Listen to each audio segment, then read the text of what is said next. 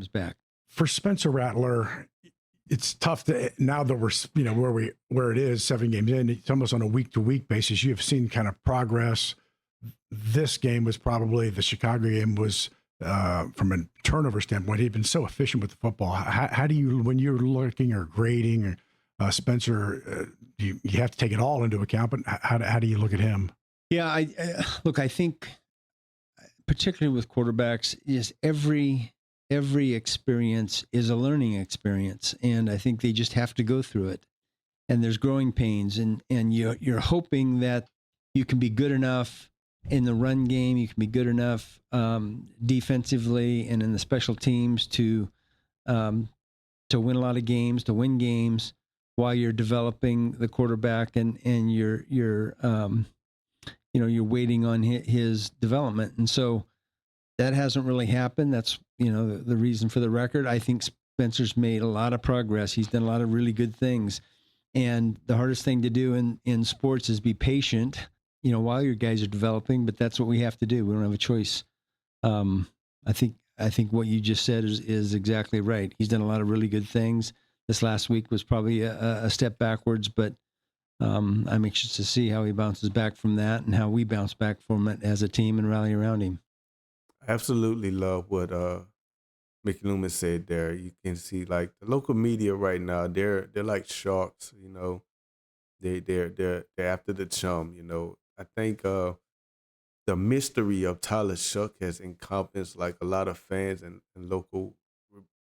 They don't understand that like we went through a battle in training camp and someone earned that job. And I think Spencer, he's feeling a little bit of the pressure of not only Caleb Williams, but that the media doesn't really like him and a lot of fans doesn't like him.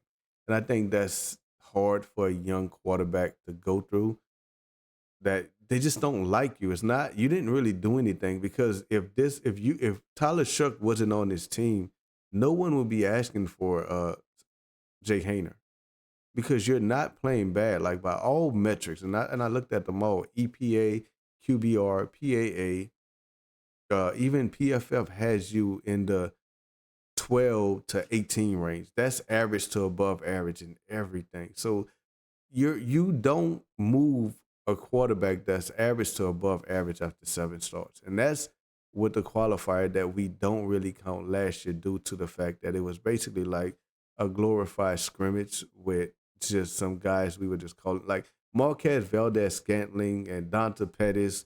Those were guys we were throwing into last year. So, you can't, and the linemen, I don't think any of the linemen that started last year are even on the team right now. So that's what we had to deal with last year. So, but I like what Mickey Loomis said, but I'm going to let him finish. There's not really a question here. It's just an observation for me, because I think it's kind of unusual. Spencer, assuming things stay the same, will play his 15th game on Sunday. It'll be the 3rd game against Tampa Bay. So basically 1 every 5 games, he plays Tampa.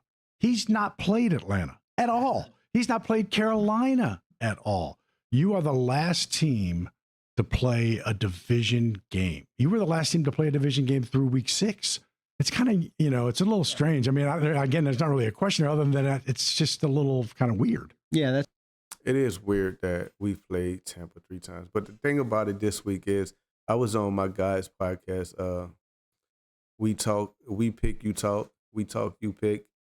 I'm gonna get my guys' podcast name correctly, and I'm gonna probably share it sometime so we can get on it. They have a YouTube channel, and I picked the Saints to beat the Buccaneers. That was my pick 'em, and I think it was a toss-up game because Baker Mayfield is a quarterback that I've gained respect for, that he can come out and do some dangerous, even without weapons. But I think our young secondaries taking that turn. They're gonna get beat time and time again, but there are some playmakers. Like Quincy Riley's a playmaker. Sanker's a playmaker. Kool-Aid can't guard you. He can make plays. So we got playmakers on the defense. Notice I didn't say Justin Reed. I want him out of there. But anyway, dealing with Spencer Rattler, man, I think that it is unconventional that as a 5th-round player, 5th-round pick, that he's getting the grace that he's getting. And I think that we have to also understand that the talent that this guy has, haters are not going to express it as talent, because I look at the comments and you talk to people and they don't even realize, like, the scouting report on this guy is just that he just had a bad attitude, pretty much. He had a bad attitude, and he lost his job in Oklahoma to Caleb Williams, who has measurables. You know, he has the measurables. But Spencer Rattler only lost one game at Oklahoma, so I like him a lot. I really think he's the best quarterback on the team right now. I don't think there's a quarterback coming out of the draft that could take his job. So, okay, here's my contention, and I'm going to close this video out.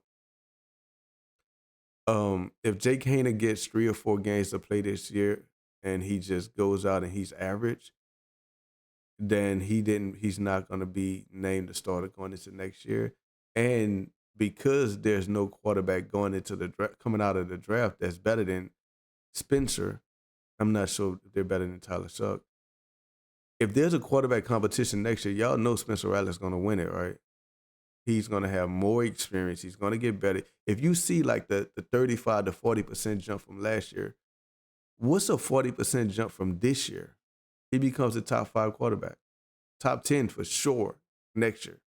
If he jumps 40% from this year to next year, he becomes a top 10 quarterback. Would he not be a franchise guy?